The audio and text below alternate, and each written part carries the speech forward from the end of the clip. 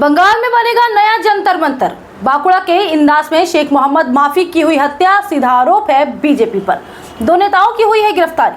जुर्म था बस इतना कि उसका बेटा शेख अब्दुल हाफिज है कॉकरोच जनता पार्टी कर्मी। दिल्ली के आंदोलन में हुआ था शामिल। गांव के अपने प्राथमिक स्कूल का करने गया था निरीक्षण। पिता और पुत्र दोनों पर हुआ जानलेवा हमला।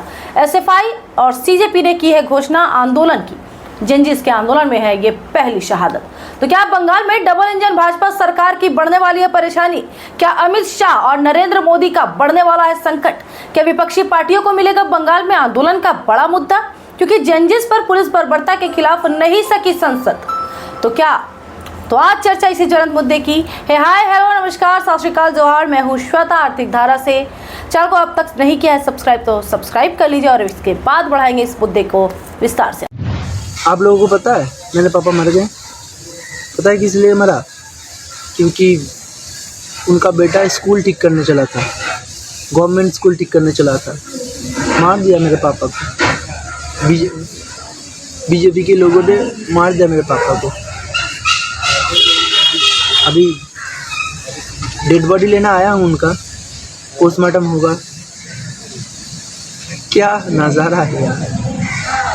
कहानी को समझने के लिए चलना होगा बांकुड़ा जिले के इंदास थाना के तहत है करीसुंदा गांव। खेत मजदूर था शेख मोहम्मद माफी। उसका बेटा 24 वर्षीय शेख अब्दुल हफीज ने पूरी की है पढ़ाई। नीट परीक्षा गड़बड़ी के खिलाफ दिल्ली में आंदोलन। जानकारी मिल रही थी उसे भी खुद को रोक नहीं सका दिल्ली जाने से। 19 जुलाई को पहुंचा जंतर मंतर, आंदोलन में हुआ शामिल। 20 जुलाई को उसने भी लाठियां खाई अपनी पीठ पर।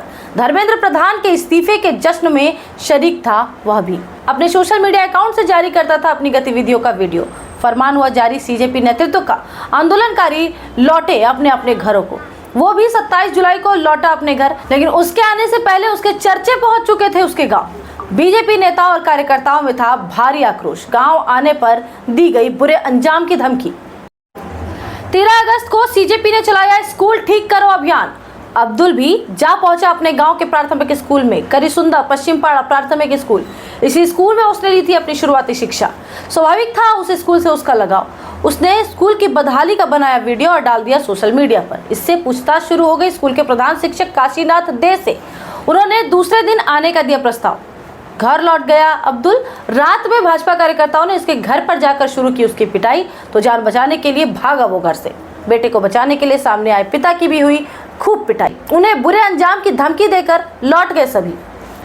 अब्दुल अपने घायल पिता और मां हसीना बेगम को लेकर इंदास प्राइमरी हेल्थ सेंटर पहुंचे। पिता के सिर पर लगे टाके। सूचना मिलने पर बीजेपी कार्यकर्ताओं ने घेर लिया हेल्थ सेंटर। डॉक्टर ने पुलिस को बुलाने का दिया सुझाव।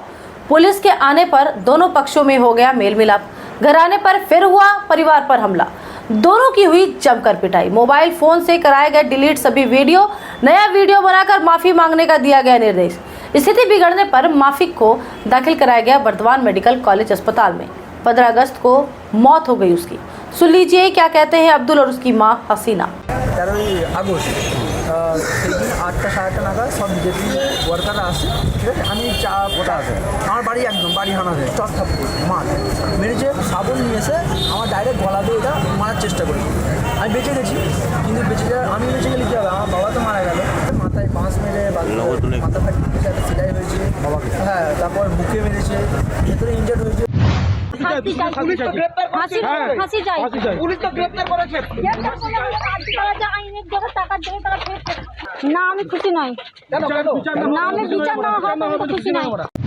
इसके बाद विस्फोटक होती गई स्थिति। एसएफआई नेता आ गए अब्दुल के समर्थन में।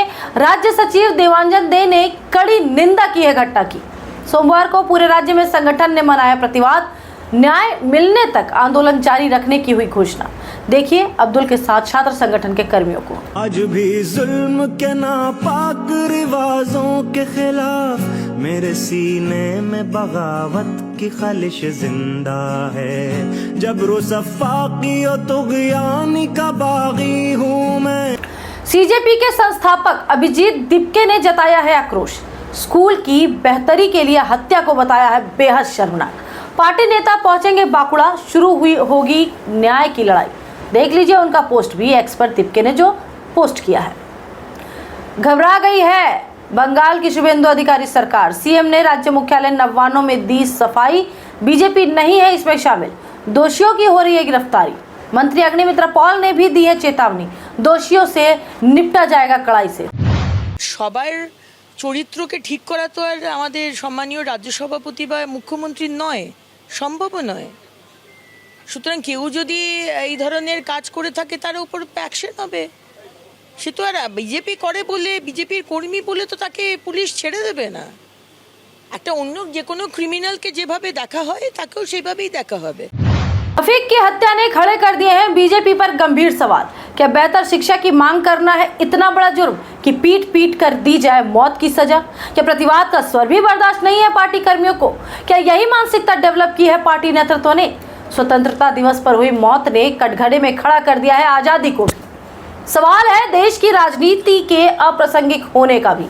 शिक्षा के नाम पर फैले दलदल क्या बनाएंगे देश को 2047 तक विकसित? क्या इसी नक्शे कदम पर चलकर बनेंगे विश्वगुरु?